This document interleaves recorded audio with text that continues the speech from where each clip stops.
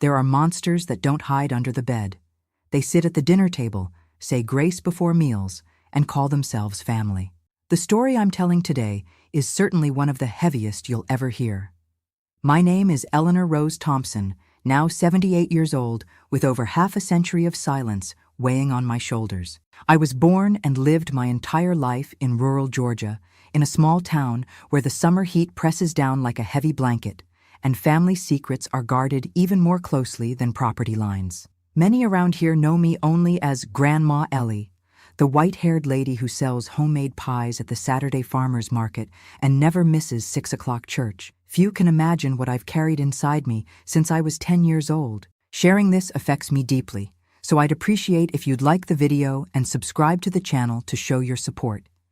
I also want to connect with you in the comments, so please share where you're watching this video from. I feel it's time to tell my story. Not for me, I've learned to carry this weight, but for all the children who, like me, had their childhood stolen by hands that should have protected them. Perhaps, hearing my account, someone will find the courage to act before silence becomes a lifelong prison. My childhood home was a simple wooden house, painted light blue, with a small porch where my mother placed pots of red geraniums. We were a modest family, like most in our area. My father, Ernest, worked hard in the cotton fields, leaving before sunrise and returning when stars already adorned the sky. My mother, Caroline, besides caring for the house and children, baked bread and pies to sell to neighbors. I was the oldest of 3 siblings. After me came Paul, 2 years younger, and little Rosie, who had barely turned 5. Our life was simple, marked by hard work and small pleasures. The smell of bread coming out of the oven in the afternoon, the stories my mother told before bedtime, swimming in the creek on hot summer days. We were poor, but happy in our own way, until tragedy knocked on our door on that fateful May 12th, 1957. The day began gray, with a fine, constant rain that gave no respite. I woke up earlier than usual to the sound of my mother's cough coming from the next room. It wasn't an ordinary cough. It was deep, harsh, as if something was tearing inside her. When I entered my parents' room, I saw Mom lying down, her face red with fever, her lips with a strange coloration that I didn't recognize at the time, but now know was cyanosis. "Mom, is everything okay?" I asked, frightened by the sight of her in that state. She tried to smile, but the effort seemed to cost her a lot. "Just a bad case of the flu, my flower. It'll pass soon." But it didn't pass. Throughout the morning, her condition rapidly worsened. The fever rose. Breathing became more difficult. My father, who would normally be in the fields at that hour, hadn't gone out due to the heavy rain. When he saw her condition, his face hardened with concern. "I'm taking Caroline to the hospital in Fairview," he said, referring to the neighboring town, larger than ours, where there was a small hospital. "Ellie, you're in charge of the little ones until I get back." At that time, my paternal grandfather, August Thompson, was living with us. He had come to our house after the death of my grandmother, about 8 months earlier. He was a tall man with broad shoulders even at 68, with hands calloused from decades working as a foreman on farms in the region. He had a well-trimmed gray mustache and eyes that always seemed to evaluate everything around him with a calculating coldness. "I'll keep an eye on the little ones, Ernest," my grandfather said, placing his hand on my father's shoulder. "Take Caroline and don't worry about anything here." My father nodded, grateful. He wrapped my mother in blankets and carried her to the truck we used to go to town. The last image I have of her is of her pale face contrasting with the dark blankets, her eyes meeting mine one last time as Dad took her outside under the relentless rain. "Take care of your siblings, Ellie. I'll be back soon," she whispered, her voice almost inaudible, words that would become an impossible promise to keep. The day dragged on slowly. I tried to maintain a normal routine for my siblings, preparing a simple lunch as my mother had taught me and inventing games to distract them. My grandfather remained on the porch most of the time, smoking his pipe and watching the rain that showed no signs of letting up. Occasionally, he would come in to check if we were okay, but soon returned to his silent vigil. As the day darkened, my concern grew. Where was Dad? Why weren't they coming back? Had the rain worsened the roads, making the journey slower? Around 7 in the evening, I put my siblings to bed. "Paul, understanding that something serious was happening, took a long time to fall asleep. Rosie, too young to understand, fell asleep quickly after I told her one of the stories that Mom used to tell. It was almost 9 o'clock when I heard the sound of wheels in the mud of our yard. I ran to the window, my heart racing with the hope of seeing my mother returning home. But it was just my father, alone, soaked by the rain that now fell with full force. When he came in, I immediately knew that something terrible had happened. His eyes were red and swollen, his normally upright body now bent like that of a much older man. He took off his wet hat and held it against his chest, as if he were standing before a coffin. "Where's Mom?" I asked, though I already knew the answer from his devastated look. "Your mother," he began. But his voice failed. He swallowed hard before continuing. "Caroline didn't make it, daughter. It was pneumonia, very advanced. The doctor said there was nothing more they could do." The world seemed to collapse around me. How could it be? Mom was there just that morning, trying to smile despite the fever. How could she be gone forever in just one day? My father hugged me tightly, his wet clothes soaking my dress, but I hardly noticed. We stayed like that for a long time, sharing a pain that words couldn't express. My grandfather watched from the kitchen door, his face impassive as always. "The arrangements for the wake are already being made," my father finally said, pulling away a bit. "Tomorrow morning I'll bring her home. I'll need you to be strong, Ellie. For the little ones." I nodded, swallowing the tears. I had always been the responsible daughter, the one who helped Mom with everything. Now I needed to be even more so. "Go rest, son," my grandfather said to my father. "The journey was long and tomorrow will be a difficult day. I'll keep an eye on the little ones with Ellie." My father looked at me, hesitant, but fatigue was evident in every line of his face. "Try to get some sleep, daughter. I know it's hard, but you'll need strength."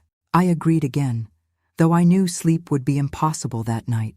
Dad went to the bedroom, the one he had shared with Mom until just a few hours before. The muffled sound of his crying crossed the thin walls of our house for hours. I sat in the living room, at the table, staring at nothing. The rain continued outside, as if the sky itself was crying for my mother. My grandfather sat on the other side of the table, pouring himself a shot of whiskey we kept for visitors. "Take a sip," he said, extending the glass to me. "It helps numb the pain." I hesitated. I had never drunk alcohol in my life, and I knew Mom wouldn't approve. But Mom wasn't there anymore, and the pain in my chest felt like it was going to swallow me whole. I accepted the glass and took a small sip. The drink burned my throat, making my eyes water even more. I took another sip. Bigger this time. "That's right," my grandfather murmured, refilling the glass when I finished. "Life is hard, Eleanor. Better to learn that early." I don't know how many drinks I had that night. I only know that the world began to get blurry, my thoughts confused. At some point, my grandfather got up from his chair and came to my side. "Come, I'll help you lie down," he said, his voice strangely soft as he helped me up. But he didn't take me to the room I shared with Rosie. Instead, he led me to his own room, in the back of the house. In my confusion and sadness, I didn't question it. Maybe I thought it was better not to disturb my little sister with my crying. What happened next remained buried in the darkest place of my memory for many years. Fragments only. Rough hands where they shouldn't be. Sharp pain, ignored pleas. The weight of a large body on mine, too small to resist. The smell of whiskey and pipe tobacco mixed with hot breath on my face. Whispered words that still haunt me in nightmares. "Now you're the woman of the house." At some point, I must have lost consciousness, because my next clear memory is of dawn. I was back in my own room, lying next to Rosie, who slept peacefully, ignorant of the new reality that surrounded us. For a moment, I thought that everything, Mom's illness, her death, what happened afterward, had just been a cruel nightmare. Then I felt the physical pain, saw the marks on my arms, noticed the bloodstain on the sheet. It hadn't been a nightmare. It was real, everything was real, and my mother really was dead. And on the same day I lost her, I also lost my innocence, my childhood, my trust in the world. In that moment, something inside me closed off. An iron gate descended over my emotions, locking everything inside. I got up carefully so as not to wake Rosie, changed clothes, washed my face in the basin of water we kept in the room. I looked at myself in the small mirror on the wall and saw a different person, still with the face of a 10-year-old girl, but with eyes that had aged decades in a single night. I went to the kitchen to prepare breakfast as Mom used to do. It was the day of her wake, and I knew the house would soon be full of neighbors and relatives. Normalcy was my only refuge, the only thing that kept me from completely falling apart. My father was already up, his eyes swollen, his face marked by a night of tears. He hugged me again, and I needed all my newly discovered strength not to break down in his embrace, not to scream the truth about what had happened. "I'm going to get your mother now," he said, his voice hoarse. "Take care of the little ones when they wake up." I nodded mechanically. Take care of the little ones. That's what I would do from that day on. Take care of the little ones and keep silent. Because who would believe me? Who would stand against the word of a respected man like my grandfather? And how could I bring more pain to my father, who had just lost the love of his life? So began my long winter of silence, the day I lost my mother and much more. The day I learned in the cruelest way that the world is not a safe place, especially for a girl. The day I learned that sometimes monsters have our own blood. And I stayed silent for so long that I almost forgot what it was like to have a voice, until something happened that changed everything. But that's a story for our next meeting. The days that followed my mother's burial passed like a dense fog over the fields in a Georgia winter. The wake was a blur of familiar faces, hugs that couldn't warm me, and words of comfort that didn't reach my ears. I only remember the simple light wood coffin, my mother's face, too serene, as if she were a wax doll, not the vibrant woman who hummed while kneading bread, and how I firmly held my siblings' hands the whole time. Paul, at 8 years old, understood enough to cry nonstop. Rosie, too young to understand the finality, repeatedly asked when Mom would wake up. Each question was like a knife twisting in my chest. In our small community, grief had its own rituals. The women took over the kitchen, filling our pantry with food that would last for weeks. Homemade breads, pies, preserves, sausages, cheeses. The men took turns helping my father in the field work, knowing he wouldn't be able to handle everything alone in the first few weeks. Solidarity was the only tangible comfort in those days. But the visits gradually decreased. Life has its own urgency, and people returned to their routines. A week after the burial, we were again just us, a father devastated by loss, 3 motherless children, and a grandfather whose eyes now followed me around the house like a predator stalking. My father, consumed by his own grief, barely noticed what was happening around him. He left before dawn and returned at dusk, falling exhausted into bed with no energy for anything else. I think work was his only escape, the only way to endure my mother's absence. Perhaps he believed that if he tired himself enough, he wouldn't dream of her at night. "You're being a good girl, Ellie," he would sometimes say, passing his hand over my hair. "Your mother would be proud." Those words should have comforted, but they caused me deep pain. If he knew what happened when he was absent, would he still look at me with that pride in his eyes? I assumed the responsibilities of the house as best I could. I woke up early to prepare breakfast, helped my siblings get dressed for the rural school that was 2 miles from home, washed clothes in the stone tank, cooked what I had learned from Mom. My small hands tried to recreate her gestures, but everything came out different. The beans never had the same taste, the bread didn't rise the same way, the clothes weren't as white. Each failure was a painful reminder of her absence. At night, when everyone was asleep, I cried silently into my pillow, muffling the sobs so as not to wake Rosie who slept beside me. I cried for Mom, for myself, for the weight of responsibilities too big for such small shoulders. But mostly, I cried for the terror that grew in my chest every time I was alone with my grandfather. After that first night, he became more careful, more methodical. He waited for moments when my father went out to resolve some issue in town, when my siblings were at school or playing with the neighbors. There was always an excuse to call me to his room, to the tool shed, or even to the bank of the creek that crossed our property. "Come help me here, Eleanor," he would say, with his rough voice that allowed no refusal. And I would go, my body trembling, knowing what awaited me, but unable to escape. What choice did a 10-year-old girl have in a time when children had no voice, when the word of an adult, especially a respected man in the community, was unquestionable law? He always used the same words afterward. "This stays between us. Your father already has enough problems. You don't want to cause him more suffering, do you?" And so he silenced me, using my love for my father as a weapon against me. It was a cruel game of manipulation that I, in my innocence, had no way to combat. I truly believed that telling the truth would kill my father with grief, that it would be my fault if our family, already fragile from the loss of Mom, completely disintegrated. The months dragged on in this continuous nightmare. Winter came with full force to the south, bringing frosts that whitened the fields in the morning, and nights so cold we could see our breath inside the house. On the days when the wind was strongest, cutting through to the bone, I almost appreciated the cold that allowed me to wear several layers of clothing, creating one more barrier between me and the hands that violated me. Over time, I learned to mentally absent myself during those moments. While my body was trapped there, my mind escaped far away, to the stories Mom used to tell, to the green fields where we used to pick flowers in spring, to a distant future where I would be big enough to run away from there with my siblings. It was a form of survival, a dissociation that allowed me to endure the unbearable. In August of that year, when I turned 11, I realized with horror that my body was beginning to change. Small, painful buds appeared on my chest, announcing an early puberty that only worsened my situation. My grandfather noticed these changes with an interest that filled me with nausea. "Turning into a young lady, huh?" he commented one day, his eyes traversing my body in a way that made me want to disappear. "Your mother developed early too." I tried to hide the changes as best I could.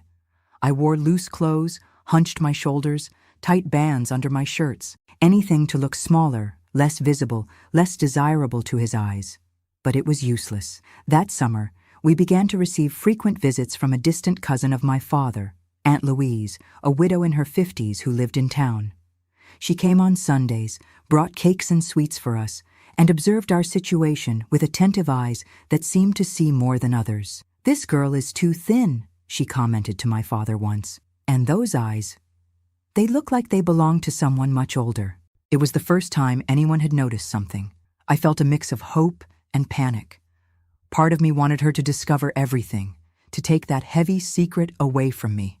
Another part trembled with fear of the consequences, of the possibility of not being believed, of causing a storm in the family. My grandfather perceived the danger that Aunt Louise represented. He became more cautious when she was around, treating me with a calculated distance that could pass for respect. But his eyes sent clear messages. No one would believe me. I had no choice but to remain silent. As time passed, I developed small acts of resistance. Small rebellions that probably went unnoticed by others, but which for me represented important battles in the silent war I was waging. I began to sleep with scissors under my pillow. I began to wake up before everyone to lock the doors of the room I shared with Rosie. I invented illnesses when I would be alone with him. But my greatest weapon was silence. Not the silence of the victim, but that of the observer. I learned to read the signs, to predict his movements, to anticipate his moods. I knew when it would be safer to be near other people, when it was better to hide in the hayloft of the barn, a hiding place I discovered by chance and that he never found, when his mood was particularly dangerous. In March of 1958, almost a year after my mother's death, something happened that would change the course of our family history forever. It was a Saturday, I remember clearly. My father had gone to town to sell some products from our small garden and buy supplies. Paul and Rosie were at the neighbor's house, attending a birthday party. I was alone at home with my grandfather, cleaning the wood stove, when he appeared at the kitchen door. "Come here, Eleanor," he ordered, with that tone that didn't allow refusals. My heart raced. I knew that tone, that look well. But that day, something inside me rebelled. Maybe it was the wear of almost a year living in that hell. Maybe it was the memory of my mother that seemed particularly vivid that morning. Maybe it was simply that my cup of tolerance had overflowed. "I can't right now," I answered, without looking at him, continuing to scrub the ashes from the stove with more force than necessary. "I need to finish this before Dad gets back." He seemed stunned for a moment, I had never directly disobeyed before, but surprise soon gave way to anger. He crossed the kitchen in 3 wide steps, grabbed my arm with enough force to leave marks, and began to drag me toward his room. "Who do you think you are to answer me like that?" he growled through his teeth. "Forgot who's in charge here while your father's away?" I fought, trying to break free, scratching, kicking. It was useless against his adult man's strength, but I continued resisting anyway. Something had broken inside me. If it was going to happen anyway, at least I wouldn't be submissive this time. That's when we heard the sound of wheels in the yard. My grandfather froze, still holding my arm with brutal force. We weren't expecting anyone at that hour. He abruptly released me, pushing me against the stove. "Go see who it is. And not a word about this, understood?" I ran to the window, my heart pounding. It was my father's truck, returning earlier than expected. Never had the faded red of that old truck looked so beautiful to my eyes. My grandfather quickly disappeared to his room, and I tried to compose myself before my father entered. Smoothing my apron, fixing my hair, breathing deeply to contain the tears that threatened to fall. My father came in, bringing a bag of supplies and a small package wrapped in brown paper that I later discovered was a piece of fabric for me to make a new dress. His face, normally marked by sadness since Mom's death, seemed a little lighter that day. "I came back early," he explained, placing the groceries on the table. "The storm is coming. I thought it better not to risk getting stuck on the road." Indeed, dark clouds were gathering on the horizon, heralding one of those summer storms that transform dirt roads into impassable mud pits. I helped him store the groceries, trying to act normally, but my arm throbbed where my grandfather had squeezed it, and my heart still beat erratically from the interrupted confrontation. My father observed me carefully as we organized everything. At one point, his hand touched my arm exactly at the spot of the red marks left by my grandfather's fingers. I instinctively recoiled with a moan of pain that I couldn't contain. "What is that on your arm, Ellie?" he asked, furrowing his brow. "Nothing," I answered quickly. "I hid it when I was cleaning under the table." He didn't seem convinced. His eyes, so similar to mine, the same ones I had seen so many times in the mirror age prematurely, studied my face for a long moment. "Is something happening that I should know about?" he finally asked, his voice soft but firm. The words got stuck in my throat. It was my chance to tell everything, to end that nightmare. But fear, of disbelief, of the consequences, of the possibility of destroying what remained of our family, paralyzed me. "No, Dad," I lied, lowering my eyes so he wouldn't see the truth in them. "Everything's fine." He sighed, seeming not at all convinced, but didn't insist. Instead, he briefly caressed my hair before going to see where my grandfather was. The first thunders began to sound in the distance, announcing the imminent storm.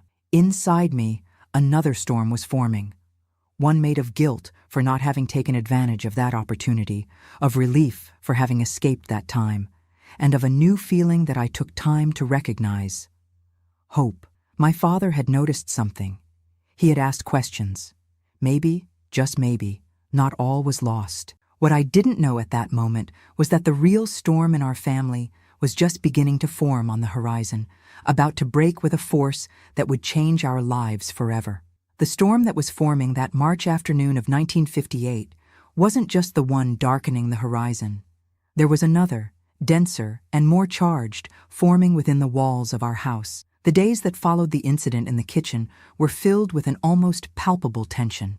My grandfather, for the first time, seemed cautious around me, casting glances that mixed threat and apprehension. My father, in turn, observed us with renewed attention, as if he had awakened from a long trance of mourning. Something had changed in my father's behavior. He began to arrive earlier from work in the fields, to ask questions about our day, to notice small details that before went unnoticed in his fog of pain. Sometimes I caught him observing me with a questioning expression, as if trying to decipher an enigma written on my face. Other times, I caught him in whispered discussions with my grandfather, conversations that abruptly ceased when I entered the room. The house routine followed its apparent course. I continued taking care of the house and my siblings, cooking, washing, sewing.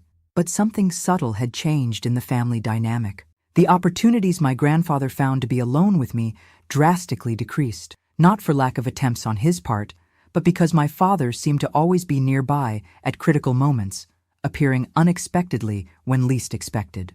On a particularly cold April night, when autumn was already painting the leaves of the trees red and gold, what I secretly feared and hoped for happened.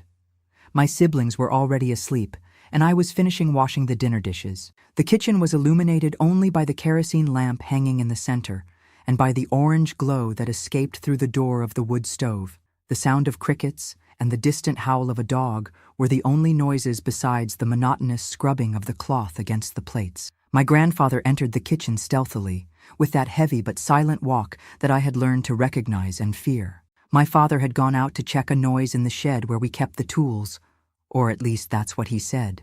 In retrospect, I realize it was a carefully planned trap. Alone, Eleanor? My grandfather's voice sounded low and hoarse behind me. The familiar chill of dread ran down my spine.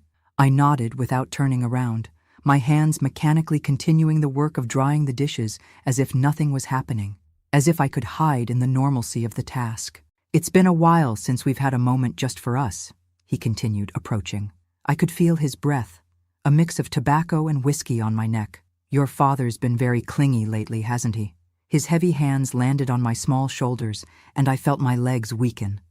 I already knew what would come next, the same nightmare that had been repeating for almost a year. I closed my eyes tightly, looking for that distant place in my mind where I used to take refuge. What's happening here? My father's voice, cutting like I had never heard it before, broke the silence. I opened my eyes to see him standing at the kitchen door, an expression that mixed incredulity and growing fury on his normally gentle face. My grandfather removed his hands from my shoulders as if they had been burned, taking a step back. Nothing, son, he answered with false casualness. Just talking with the girl. Talking. My father's voice was low, contained, but his eyes burned. That's not what it looked like to me.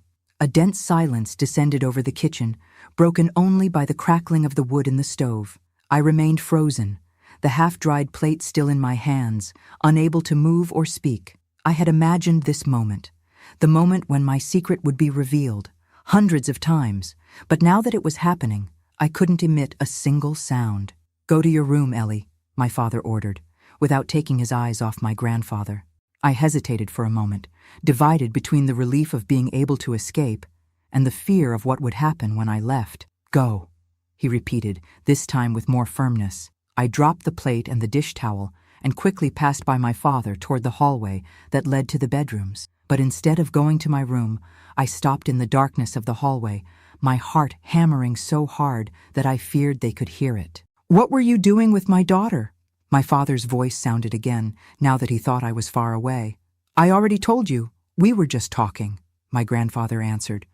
But his voice had a subtle tremor that I had never heard before. You're imagining things. Am I? My father's voice acquired a dangerous tone. For weeks I've been watching you two, the marks on her arms, the way she cringes when you come near, the nightmares at night. Do you think I'm blind or stupid? She's a clumsy girl, always hurting herself. And as for the nightmares, she lost her mother, it's normal. Don't take me for an idiot! My father's voice exploded, making me shrink in the darkness of the hallway. Last night I stayed awake, pretending to sleep. I saw you trying to enter her room. I saw you insisting even when she said she was sick. A stunned silence followed those words. So my father had seen. He had noticed. He wasn't as oblivious as I thought. A wave of relief washed over me, immediately followed by terror of what would come next. You don't understand. My grandfather's voice sounded different now, conciliatory. The girl confuses things. She needs a maternal figure, and since she doesn't have one, sometimes she misinterprets. Shut up, my father shouted, and I heard the sound of something breaking. A plate, perhaps, or a cup. Don't dare insinuate that my daughter is lying. I didn't do anything she didn't want. My grandfather's voice took on a more defiant tone. She's been provoking me for months, offering herself. She's a woman before her time, just like her mother. The sound that followed was like thunder inside the kitchen, the impact of fist against flesh. I heard a grunt of pain and the noise of furniture being dragged, objects falling. They were fighting. "Never speak of my late wife or my daughter again," my father's voice roared. The sound of the fight increased. I covered my ears, terrified, but couldn't block the noise. Glass breaking, wood cracking, grunts of pain and effort. Then a particularly strong thud, followed by a sudden silence. I ran back to the kitchen door, driven by panic. The scene I found will forever be engraved in my memory. My father standing, panting, with bleeding fists. My grandfather fallen on the dirt floor, motionless, a blood stain spreading under his head where he had hit the corner of the wood stove. "Dad?" My voice came out as a whisper. My father turned to me, his face transformed by shock and the realization of what had just happened. For an instant he seemed not to recognize me, as if looking through me to some distant point. Then his gaze cleared. "Ellie," he said, his voice breaking, "I told you to go to your room. Is he—" I couldn't complete the question. My father knelt beside my grandfather, checking the pulse in his neck. After a long moment, he nodded gravely. "Go wake Paul," he ordered, assuming a practical tone that contrasted with the chaos around us. "Tell them you didn't hear anything, that you were sleeping. Understand? No matter what happens, you didn't see or hear anything." I nodded, terrified, but strangely relieved. My grandfather was dead. The nightmare was over. But another, different one, was just beginning. "And Ellie," my father added, holding my shoulders and looking directly into my eyes, "one day, when you're older, I'm going to ask you what really happened in this house. And on that day, I want you to tell me everything. But not today. Today, you saw nothing. Promise." "I promise, Dad," I answered, with a maturity beyond my years. The following hours were a confused blur.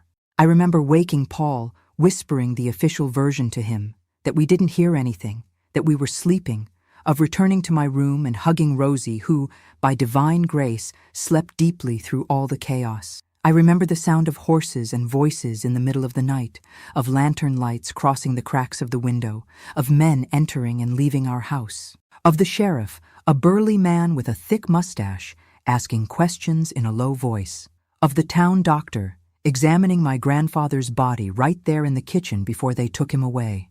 "It was an accident, Ernest," I heard the sheriff say to my father. "Anyone can see that the old man slipped and hit his head. Could happen to anyone, especially after a few shots of whiskey." Maybe the sheriff really believed that. Or maybe he just didn't want to get involved in problems between father and son in a small community where everyone knew each other. Either way, the official version was established. August Thompson, 69 years old, had stumbled in a state of drunkenness, hit his head on the corner of the wood stove, and died instantly. A sad domestic accident. Nobody questioned. Nobody suspected. Or if they did, they preferred to maintain silence, respecting the pain of a family already marked by the recent tragedy of my mother's loss. The wake was brief and sparsely attended. Few town residents, some former colleagues of my grandfather. No real tears were shed. My father remained stoic, fulfilling the social obligations with the dignity of a man who does what must be done, not what he wishes. I observed everything with a curious detachment, as if watching a play in which I had no part. When the simple coffin was lowered into the earth in the small community cemetery, I felt an enormous weight leave my shoulders, as if, along with that body, they were burying the last months of terror I had lived through. On the night after the burial, when we finally returned home and my siblings fell asleep, my father called me to the kitchen table, the same place where, days before, the tragedy had unfolded. The floor had been scrubbed until no trace of blood remained, but we both knew what had happened there. "Ellie," he began, his voice low so as not to wake the children, "I never asked you directly, and I won't ask now. I don't want you to carry that burden." His eyes, so similar to mine, were brimming with contained tears, the first true display of emotion I had seen in him since the incident. "I just want you to know that if I did what I did, it was because a father protects his children. Always, no matter against whom or against what." He stretched his hand across the table and held mine. It was the first time we had really talked since my mother's death. "One day, when you're ready, if you want to talk about this, I'll be here. But if you prefer to never mention the subject, that's fine too. The important thing is that now we're safe. We both did what needed to be done, I replied, surprising him and myself with the firmness in my voice. And we're alive. That's what matters. He looked at me with a mixture of surprise and admiration, as if he were really seeing me for the first time. "You're strong like your mother," he finally said, a small sad smile appearing on his tired face. She would be proud. In that moment, sitting at the kitchen table in the dim light of the lamp, something new formed between us, a silent pact, a mutual understanding that transcended words. And for the first time in almost a year, I slept without fear, without nightmares, without the shadow of the monster that lived under the same roof. What I didn't know then was that some secrets, even when buried deep, have ways of resurfacing years later, transformed by time, but no less powerful. And that, although that dark chapter had come to an end, there was still a long healing path ahead. A path that would take decades and test me in ways I could never have predicted on that night of relative relief and newly discovered peace. Life has a strange way of moving forward, even when it seems impossible. After the burial of my grandfather, our house gradually ceased to be a place of fear and became a home again. Not immediately, nor completely. Certain shadows persist for a long time, stuck to the walls like stains that no bleach can remove. The summer of 1958 arrived with its typical southern force, bringing scorching days that cracked the dry earth and sultry nights that made sleep almost impossible. However, despite the relentless heat, something inside me slowly began to thaw, as if an internal winter finally gave way to a hesitant spring. My father, although we never again directly discussed what happened on that fateful night, began to rebuild our family with a silent determination that I admire to this day. He took on not just the role of provider, but tried, in his awkward countryman way, to also fill the void left by my mother. His calloused hands, accustomed to the rough work of the fields, now attempted delicate gestures, braiding Rosie's hair in the morning, checking Paul's notebooks after school, sometimes even making a simple cake on Sundays, following the yellowed recipe that my mother kept in the cookie tin. "Your father's turning into a housewife," the neighbors joked when they discovered he had learned to make bread or mend clothes. He just smiled, without embarrassment. "My children need it, so I learn," he would simply respond, as if it were the most natural thing in the world. Although in 1958, in rural Georgia, it was almost revolutionary for a widower to take on such tasks. As for me, although I continued helping with household chores, my father insisted that I return to school. "Your mother wanted you to study," he would always say whenever I tried to argue that I would be more useful at home. "And I want that too." The return to the rural school, a single room where students of various ages studied together under the tutelage of Miss Martha, was both a relief and a new type of challenge. Relief to be away from home for a few hours, among people who didn't know, who would never know, what had happened between those wooden walls. Challenge because, at 11 years old, I carried experiences that irremediably separated me from the other children. "Eleanor seems to be in another world," Miss Martha would comment in meetings with my father. "She has potential, learns quickly, but always seems distant, as if part of her were somewhere else." She was right, of course. Part of me was always on guard, always vigilant. The trauma had taught me to never completely lower my guard, to always look for escape routes, to distrust easy smiles and unexplained kindnesses. At night, the nightmares continued, though less frequently. I would wake up screaming, my body covered in cold sweat, terrible images still vivid behind my eyelids. In the worst moments, it was my father who came, sat on the edge of the bed, and patiently waited until my breathing normalized. "It's all right, Ellie," he would whisper in the darkness. "It was just a bad dream. Nobody is going to hurt you. Never again." He never asked what I dreamed about. It wasn't necessary. We both knew. In early 1960, when I was 13 years old, life played another trick on us. Aunt Louise, that distant cousin of my father who sometimes visited us, was widowed from her second husband. Childless and alone in the big house in town, she proposed something that would again change the course of our lives. "Ernest," she said one Sunday after lunch while we drank sweet tea on the porch, "I've thought a lot about this. Why don't you come live with me in Fairview? The house is too big for me alone, and the children would have access to better schools. My father hesitated, running his hand over his poorly shaved chin. I don't know, Louise. This land is all I have. It was my father's and his father's before that. Nobody said anything about selling, she responded pragmatically. Hire someone to take care of it. Come on weekends. Think of the children, Ernest. What future do they have here? Eleanor is almost a young lady. She needs proper schooling if she doesn't want to end up as someone's maid. That touched my father deeply. If there was anything he ardently desired, it was for his children to have opportunities that he and my mother never had. The decision wasn't made that day, but the seed was planted.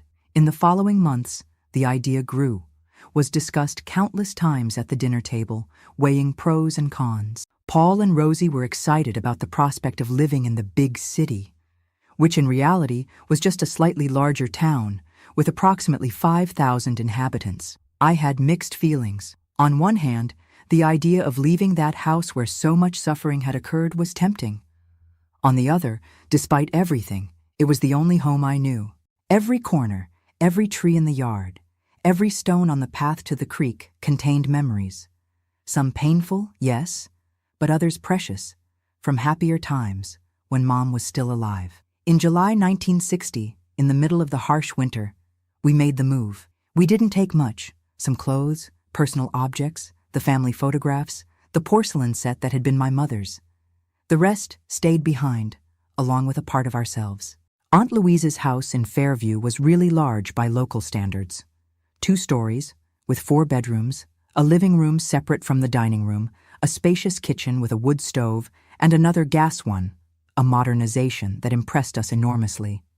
And even an indoor bathroom with running water, a luxury we had never experienced. Each child will have their own room, announced Aunt Louise to the delight of Paul and Rosie, who had always shared tight spaces. Adapting to the new life wasn't simple. My father, accustomed to physical work in the fields, now had a job at a local store, attending the counter, making deliveries. His hands, once calloused from the hoe, now handled notebooks and calculated accounts. In the first few weeks, he would return home with a lost look, as if he didn't exactly know who he was in this new reality. As for me, I was enrolled in Our Lady of Grace School, run by nuns. It was a completely different environment from the rural school. Rooms separated by grade, several teachers, specific subjects, impeccable uniforms, strict rules. On the first day, looking at those dozens of girls in their pleated skirts and starched white blouses, I felt a fear that I hadn't experienced since the dark times in our old house. "You'll get used to it," assured Aunt Louise, adjusting my navy blue tie for the 3rd time. "It's one of the best schools in the region. A diploma from here opens doors." I said nothing, but doubted that I would ever get used to belonging to that world. The other girls came from established families in the town, daughters of merchants, the pharmacist, the notary, even the mayor. I was the girl from the countryside, with a heavy accent and rustic manners, wearing a second-hand uniform that Aunt Louise had obtained from an acquaintance. The first months were of almost total isolation. I always sat at the back of the room, spoke only when directly questioned by the nuns, avoided recess by staying in the library under the pretext of studying. It wasn't just shyness, it was a protective barrier that I had erected around myself, an invisible wall that kept the world at a safe distance. Academically, however, I flourished. I discovered in books a refuge, an alternative world where I could escape from the complications of reality. Sister Cecilia, the Portuguese teacher, was the first to notice my talent for writing and reading. "You have a gift with words," she told me one afternoon, after reading an essay I had written about the place I come from.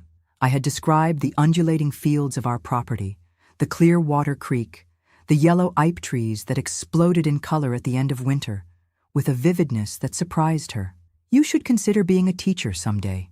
It was the first time someone suggested that I could be more than a housewife, more than a continuation of my mother's destiny. The idea planted itself like a fragile seed in infertile ground, but which, against all odds, began to germinate. At home, our new family dynamic also found its own rhythm. Aunt Louise, although energetic and sometimes excessively practical, had a generous heart. She treated us as if we were her own children, with a peculiar mixture of discipline and affection that, to my surprise, worked well. "A girl your age needs to learn more than studying," she would say, teaching me to crochet on winter nights. "She needs to know how to manage a house, sew a button, make a cake that doesn't look like a brick. But she also needs to know mathematics so as not to be deceived in accounts, and read good books to have topics and her own opinion." It was a vision of femininity that was halfway between the traditional and the progressive for the time, especially in rural Georgia in the early 60s. Aunt Louise wasn't revolutionary. She didn't openly defend that women should have careers instead of families. But she firmly believed that an educated woman made better choices in life. My father, in turn, seemed to slowly rejuvenate. The weight he carried on his shoulders since my mother's death, aggravated by the incident with my grandfather, began to diminish. He started to smile more, to tell stories during dinner, to play with Rosie and help Paul with his studies. Occasionally, on Saturday nights, he even went to the movies with some colleagues from the store. A socialization that he would never have considered in our previous life. It was on one of these Saturday nights, when I was 15, that Aunt Louise and I had the conversation that would change my understanding of what had happened in our old house. We were just the two of us at home. My father had gone out with Paul to see a movie in the only movie theater in town. Rosie was at a birthday party of a little friend. Aunt Louise was crocheting while I read a book that Sister Cecilia had lent me. "Eleanor," she said suddenly, breaking the comfortable silence that had established between us, "there's something I've been wanting to ask you for a long time." I raised my eyes from the book, noting the unusual seriousness in her tone. "What is it, Aunt?" She put the crochet aside and looked at me directly. "What really happened with your grandfather?" The question hit me like a bucket of cold water. In all those years, no one, absolutely no one, had asked this directly. It was a silently forbidden topic, a ghost that hovered in our family but was never named. I hesitated, feeling my throat suddenly dry. He slipped and hit his head on the stove. It was an accident. Aunt Louise continued looking at me, her penetrating eyes as if they could read through my rehearsed words. "Eleanor," she finally said, her voice softer, "I'm asking because I need to know if I'm right about what I suspected for so long. I'm not judging anyone. I just want to understand." "Understand what?" I asked defensively, although I knew exactly what she was talking about. "I began to suspect when I visited you," she continued, ignoring my question. "I saw how you would cringe when he approached, how your eyes, so similar to your mother's, had lost that child's light. It wasn't just mourning, it was something more. Something that I recognized because," she paused, breathing deeply, "because I went through something similar when I was your age. That unexpected confession broke something inside me. Tears that I had contained for years began to silently stream down my face. Nobody would believe," I whispered finally. "He was respected. I was just a girl. I would have believed," she responded simply. "That's why I got so close to you all after your mother passed. I saw the signs, but I wasn't sure. I couldn't interfere without proof. And then my father discovered," I completed, the words now coming out like a torrent that could no longer be contained. "He saw Grandpa trying to, and they fought, and Grandpa fell. And I couldn't finish." Aunt Louise rose from her armchair and came to sit beside me on the sofa, enveloping me in an embrace that was both protective and understanding. For the first time since it all happened, I allowed myself to truly cry. Not the silent sobs against the pillow at night, but an open, visceral crying that shook my entire body. "Your father did what needed to be done," she said when I finally calmed down. "Any father who respects himself would have done the same." "How did you know?" I asked, wiping the tears with the backs of my hands. "How were you sure?" "When you live long enough, certain things become clear," she answered enigmatically. Then, with a sigh, she added, "And your father told me, right after you moved here. He needed to confide in someone and decided to trust me." I remained silent, absorbing that information. So my father had spoken about the subject, just not with me. "Why are you telling me this now?" I finally asked. Aunt Louise held my hands between hers, her eyes meeting mine with a rare intensity. Because you've carried this burden for too long, Eleanor. Carried it in silence, thinking you need to protect your father, your siblings, even me. But secrets like this sicken the soul. They consume the person from inside, like rust on iron. Believe me. I know. She paused, as if deciding how far she should go. What happened in that house wasn't your fault, nor was it your father's fault. The only person to blame has already paid for what he did.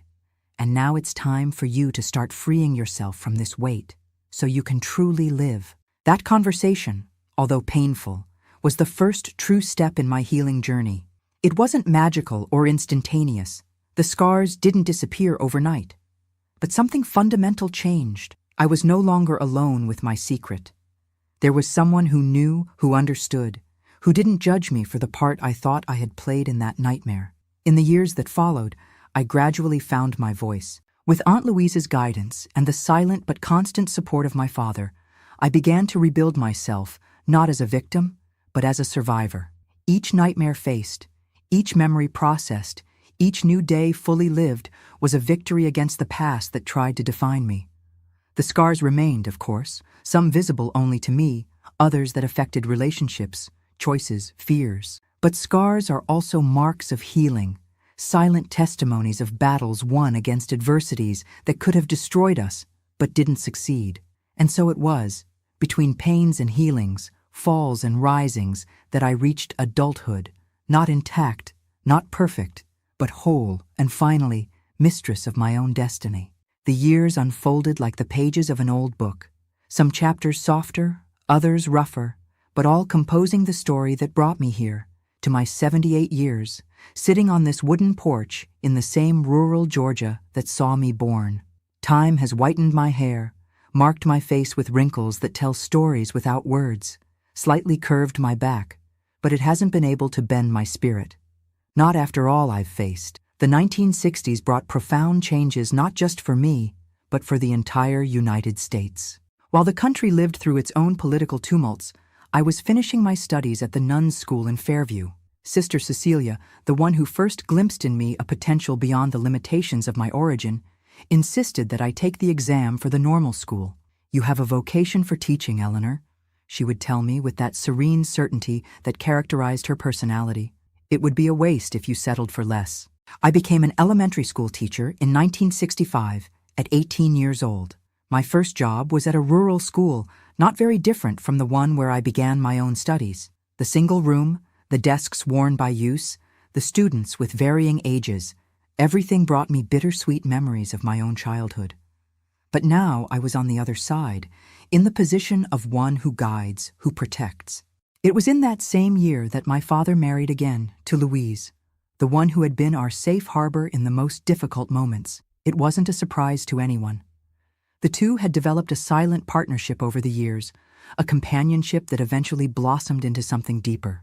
Paul, then 16 years old, and Rosie, at 13, accepted the development naturally. For them, Aunt Louise had already been practically a mother for years. I remember the simple wedding in the main church of Fairview. My father, at 45 years old, seemed nervous like a teenager, constantly adjusting the borrowed suit that didn't fit well on his broad worker's shoulders. Louise, with a discreet light blue dress and a small flower arrangement in her graying hair, radiated a contained happiness, appropriate for a widow of her age. "Are you happy about this, aren't you, Ellie?" my father asked me on the eve of the ceremony, when we found ourselves alone on the porch of the house. "Of course I am, Dad," I answered sincerely.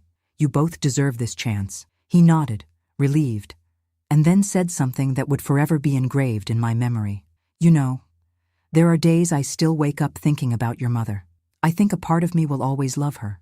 But I learned that our heart can expand, can love again without betraying what it felt before." He paused, his eyes getting lost on the horizon where the sun was beginning to set, painting the sky red and gold. "I think it's like that with pain too, Ellie. It doesn't completely disappear, but we can learn to carry it without it destroying us." It was the closest conversation we had had about everything that happened years ago. Neither he nor I directly mentioned the events of that fateful night, but it wasn't necessary. There was an understanding between us that transcended words. The following year, I met Anthony. He was the new doctor in town, freshly graduated from Atlanta, idealistic and full of plans to improve the health of the rural population. Our first meeting was at the school where I taught. He had gone to vaccinate the children against polio, part of a national campaign. "Does the teacher also need to take the vaccine?" he joked when he saw me organizing the children in line. "I've already had all the necessary vaccines, doctor," I answered with a formality that was part of my armor against the world. "But thank you for your concern." In the following months, Anthony appeared with increasingly greater frequency at the school, always with some plausible medical excuse, checking the students' vision, distributing information about dental hygiene, giving lectures about worm prevention. But his eyes invariably sought me in the room, and his visits always extended with conversations after the end of the school day. Resisting him was my first instinctive reaction. The trauma of adolescence had erected walls around my heart, making me cautious with any male approach. The few friends I made over the years frequently teased me about my prolonged singleness, without really understanding the abyss of distrust that existed within me. "You can't spend your entire life alone, Eleanor," my colleague Helen, the science teacher, would say while we corrected tests together. "Dr. Anthony is a good catch, and he's clearly interested." "I'm fine like this," I would answer automatically. "I have my students, my family, my books. Not every woman needs a husband to feel complete." It was true, in part. I had built a meaningful life without depending on a romantic relationship. But there was also the fear, the deep and irrational fear that any intimacy could awaken the dormant demons of my past. It was Louise who, with her practical wisdom, finally opened a breach in my defenses. "I understand your fear, Eleanor," she told me one Sunday afternoon while we prepared lunch. "But not all men are like your grandfather. Your own father is proof of that. And if you continue running from the possibility of loving, you'll be allowing that man to continue controlling your life, even after death." Her words hit me with the force of a revelation. I was, in fact, letting the ghost of my grandfather dictate my limits, my possibilities. It was an insidious form of self-imposed prison. In the summer of 1967, I finally allowed Anthony to take me to dinner in Marietta, the larger nearby city. I was so nervous that I could barely eat the appetizers he ordered. "Relax," he smiled, noticing my discomfort. "It's just dinner. I'm not asking you to marry me, yet." That "yet" should have scared me, but strangely, it made me smile. There was something in Anthony's direct honesty that disarmed my defenses. Our courtship progressed slowly, with an almost reverential care on his part. He seemed to intuit, without my needing to explain, that there were wounds in me that needed time to completely heal. He never pressed for physical intimacy beyond what I was comfortable giving, never questioned my occasional, inexplicable withdrawals. One starry night, sitting by the pond on the outskirts of town, I made the most difficult and liberating decision of my life. I told him everything. About my mother, about my grandfather, about the night my father inadvertently became a killer to protect me. I spoke without looking at him directly, my eyes fixed on the dark waters that reflected the star-dotted sky. When I finished, there was a long silence. I feared having made an irreparable mistake, having destroyed any possibility of a future with him. Finally, I gathered courage to look at him. Silent tears were streaming down his face. "Eleanor," he finally said, his voice choked with emotion. "Thank you for trusting me enough to share this. I can't imagine the courage it must have required, not only to survive that, but to become the extraordinary person you are today." He took my hands between his, in a gesture that was both protective and respectful. "Nothing you told me changes what I feel for you. If something changed, it was my admiration, which only increased." We married in 1968, in a simple ceremony in the same church where my father and Louise had sealed their union years before. It was an old-fashioned country wedding, with a celebration in the parish hall, food prepared by the women of the community, music played by a local band. The first years of our marriage were of mutual adaptation. Despite my conscious decision to trust Anthony, my body kept memories that my rational mind couldn't always control. There were nights when I woke up screaming, moments of panic seemingly without cause, disproportionate reactions to innocent gestures. Anthony, with the patience of someone who truly loves, was by my side in each relapse, in each progress. "We're not in a hurry," he used to say. "We have our whole life ahead of us." In 1970, our first child was born, a healthy boy we named Charles, in honor of my mother, Caroline.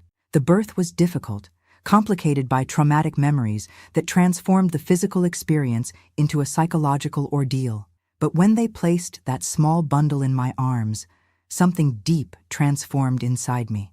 "I'll protect you," I whispered to the baby, who looked at me with wide blue eyes, so similar to mine.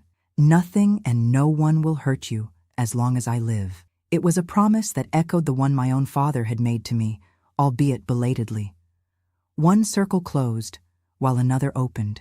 2 years later, our family was completed with the birth of Mary, a little girl with dark hair and an easy smile, who from the beginning showed the determination that would be her trademark throughout life. The 1970s passed quickly, between diapers, first steps, first words, occasional trips to Atlanta to visit Anthony's parents, sleepless nights with feverish children, everyday joys that gradually healed old wounds. I continued teaching, eventually assuming the position of principal at the same school where I began my career.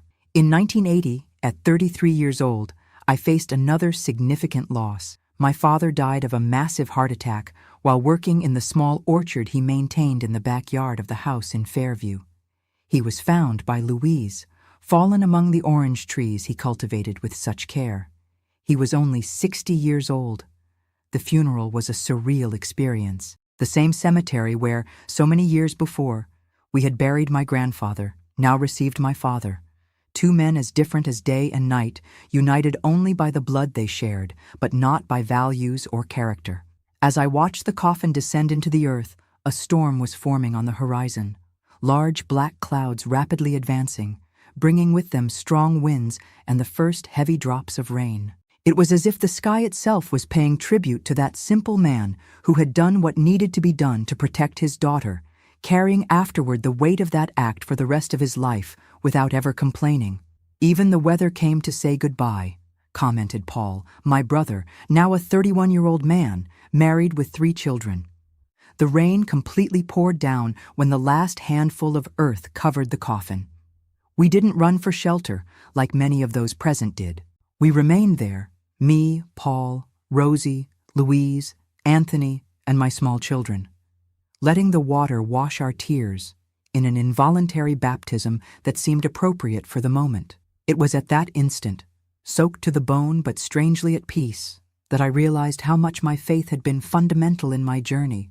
Not a dogmatic or ritualistic faith, but that deep confidence that, even in the most devastating storms of life, there exists a greater purpose that we don't always immediately understand. This faith didn't come from a dramatic epiphany or a sudden conversion. It was built slowly, through the small and great trials I faced. It grew on the nights when I, still a traumatized child, looked at the stars and felt a loving presence that transcended my comprehension. It strengthened when, against all odds, I found in Anthony not just a husband, but a partner who helped me rebuild the trust I thought I had lost forever. "God writes straight with crooked lines," Louise used to say. And although I didn't completely understand this statement in my youth, with time it gained deep meaning for me. How else to explain that an abused, traumatized, almost destroyed girl could not only survive, but flourish? How to justify that, despite everything? I had found love, formed a family, built a meaningful career. How to understand that the same hands that were wounded now could heal, teach, create? Throughout the years that followed, this faith sustained me through other trials. It was with me when my son Charles suffered a serious accident at 15 that almost left him paralyzed. It persisted when Mary, at 20, announced she was pregnant, and the boyfriend had disappeared upon learning of the news. It didn't abandon me even when, in 1995, Anthony was diagnosed with an aggressive cancer that would take him in less than a year. In the 6 months that I cared for him at home, watching that strong man waste away day by day, I questioned many times the reason for so much suffering. Why did someone so good have to depart so early, at 55 years old? Why, after all I had already faced, did I need to go through this trial too? I didn't find easy answers. Perhaps there aren't any. But I discovered that faith is not having all the answers, It's trusting, even when the questions remain open. On the night Anthony departed, I was alone with him in the room. My children had gone to fetch the priest, attending to their father's last request. I held his hand, already cold and weak, while he struggled for each difficult breath. "Don't be afraid," I whispered, repeating the same words that he had so many times said to me on the nights when nightmares tormented me. "I'm here with you." His eyes, clouded by morphine but still lucid, found mine. With a visible effort, he managed to articulate his last words. "You are the strongest person I've ever known." He departed serenely, as he had lived, and although the pain was almost unbearable, I also felt a strange peace, the certainty that our love didn't end there, that there was something more beyond this life that we cannot fully understand. The years that followed were of reconstruction, once again. I retired from teaching, but remained active in the community, working especially with women and children in vulnerable situations. Perhaps because I knew, better than many, how important it is to have someone who believes in you when the entire world seems to collapse. I had the joy of seeing my children grow and form their own families. Charles followed in his father's footsteps in medicine, specializing in pediatrics. Mary, after raising her daughter Sophia alone, graduated in law and today works defending victims of domestic violence and abuse, a choice that didn't surprise me, knowing her family history.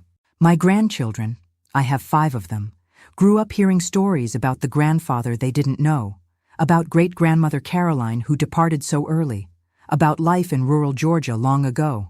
But I never told them about the darkest part of our family history. Some truths are too heavy to share with children, and perhaps it will never be necessary for them to know. Today, at 78 years old, I look back and see a winding path with ups and downs, joys and pains, achievements and losses. I see a frightened girl who became a strong woman not despite what she suffered, but partly because of it, because each trial overcome, each storm weathered, taught me something about resilience, about forgiveness, about the human capacity to begin again.